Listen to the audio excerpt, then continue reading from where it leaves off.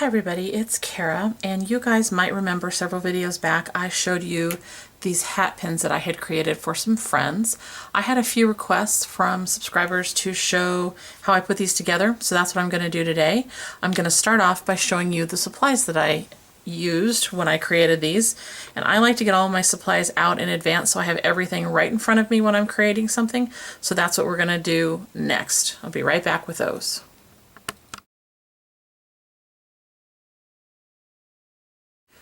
Okay guys, we're back with the supplies that I want to use. I have some blue beads and some white and clear beads right here.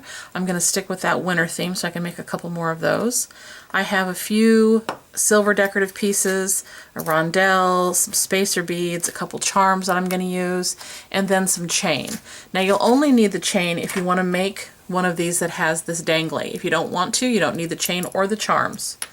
If you're going to use that chain, then you're also going to need a couple of tools. Something like these jewelry pliers to open up the links, or the jump ring to put the chain on, the charm on the chain. And then of course you're going to need the hat pins themselves, which I picked those right there. They're 6 inches. I picked these up from Artfire, but you can actually just Google 6-inch hat pins and you're going to find a ton of different options. You should be able to find 12 of these for right around $3 or less, depending on where you shop. And then of course, in addition to those, I need some adhesive, and for hat pins and stick pins I use Glossy Accent because it dries clear. So there are all my supplies. I'm going to do just a little prep work and I'll be right back to show you how I put these together.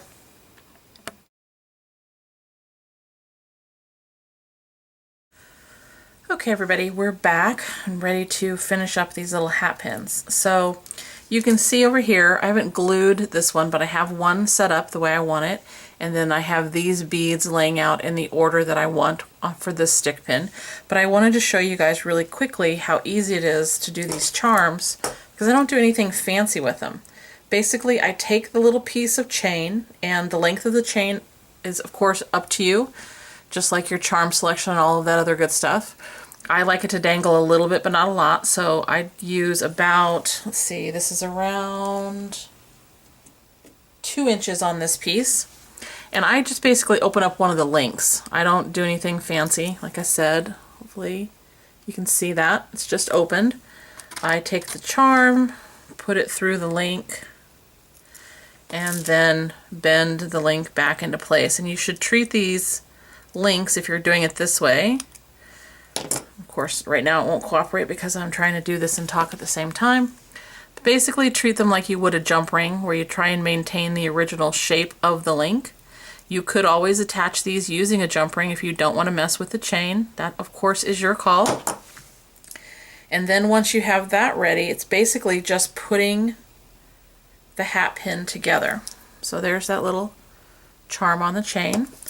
And what I usually do when I'm using these dangly charms on the hat pin is I start with a small bead, because I want something, I want to have something for the chain to be between. So I put on this small little silver bead, okay? And then I'm gonna put on the charm, and I'm basically just gonna put the chain right on the hat pin, just like that. And we'll be using the Glossy Accents here in a little bit. And then I just put on all of the beads in the order that I like. And the part that you guys didn't see is me messing around trying to figure out what order I wanted these things in, because that kind of takes me a little bit of time, and I didn't want to waste your time and have you watch all of that. Basically, I do this the same way I do the stick pins. I just kind of play around with the beads until they're in an order that looks good to me. It's all personal choice. I typically try and keep them, in my mind, a little bit symmetrical.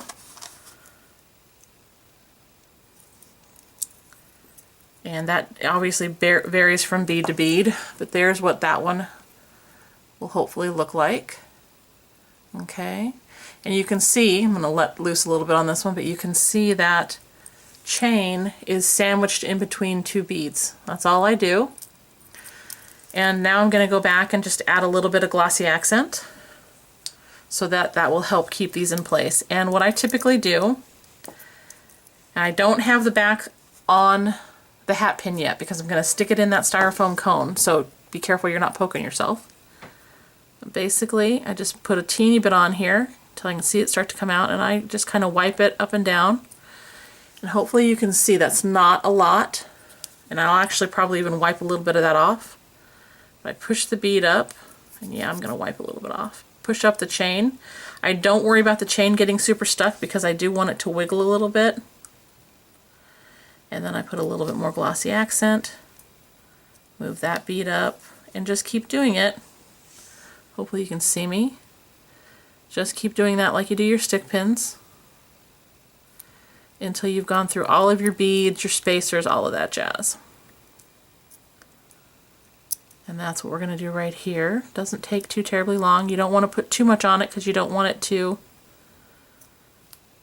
be visible when it dries.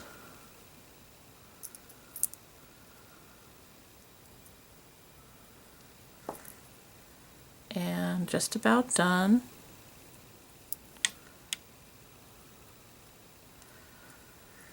Okay, and as you can see, I'm holding it upside down just to kind of let gravity help me with this one. Get them all in place and kind of make sure they're all lined up the way you want. And then I take that cone and because these are long, I'm going to have to do it towards the top, but I stick in the hat pin or the stick pin upside down like that, so that as the Glossy Accent dries, gravity helps keep this in place. Now this one's a little bit different because I have those two pieces right there, and I'm going to have to keep an eye on those while they dry because they have a tendency to shimmy, and if I'm not careful, they will dry crooked, which isn't a huge deal because I can just kind of pop them out and redo it if I need to. But I do kind of watch that as they're drying. So there's the first one. I'm going to set that to the side. Here's the other one I wanted to show you. This was kind of just a lucky little thing, but I thought when I was putting these together, this is a little Snowflake Charm, right?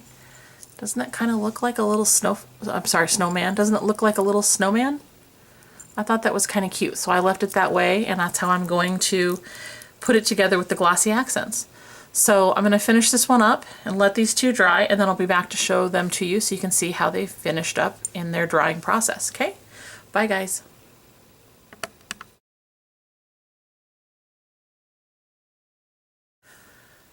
Hi, guys. Here are the finished hat pins. You can see they're all adhered. They're not going anywhere. It only took, I don't know, 15-30 minutes. I wasn't paying attention. I was doing something else. And they are all dry. And there is the kind of white and clear one with Snowflake Charm. And here is the one that, to me, resembles a little bit of a snowman. Normally I would have put a few more beads down here, but like I said, to me it looked like a snowman, so I just left it the way it was. But you can see it's all adhered in place. The charm's right up there. And they are done, ready to go to their new little homes. If you guys have any questions about the process, leave them down below. Hopefully I got this all into one video. I might have had to make 2 parts. If so, I apologize. I'm not quite sure timing-wise how long all of these little parts went. I won't know that until I edit it all and put it up there for you guys to look at. But once again, any questions, leave them down below. And as always, I hope you're having a great day wherever you're at. Bye, guys.